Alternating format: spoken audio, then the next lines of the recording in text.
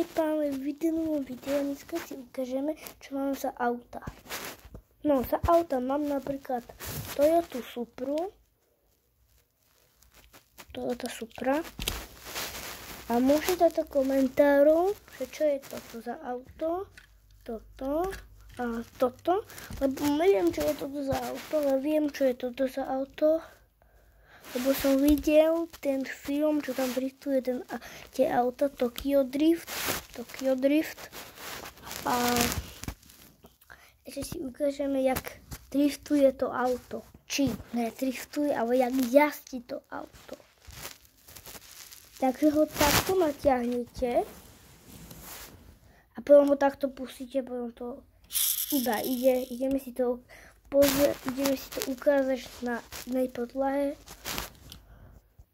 No tam nepadlo, tuto to bude lepšie, takže to takto natiahnete, takto a pustíte. Teraz to išlo. Videli ste? Teraz to išlo. Takže táto Toyota môže aj ísť, ale tieto auta nevedia, že sa natiahnu a idú. Tieto auta to nevedia. Iba tá Supra to vie, či mám druhú Toyotu. Tu mám taký suflík.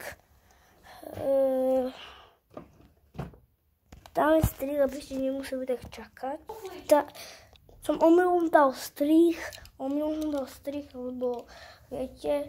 No a dáme pánové, tu mám takúto Toyotu. Vidíte? Tam si ešte strihá, jaké má kolesa. No, tak to má kolesa. No a tu je taká nejaké pekné auto. To není Toyota Supra. To je asi iba Toyota. Dajte komentár. Napíšte tam do komentu, že čo je toto za Toyota.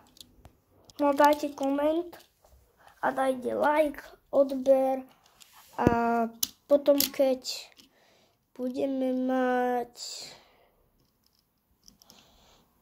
druhý diel, myslím si, že iného, jaké máme auta, alebo možno natočím aj iné video, short. Ozvem sa na nejaké video, ale zatiaľ som urobil jedno video a teraz je toto druhé video normálne. Takže čaute ľudia a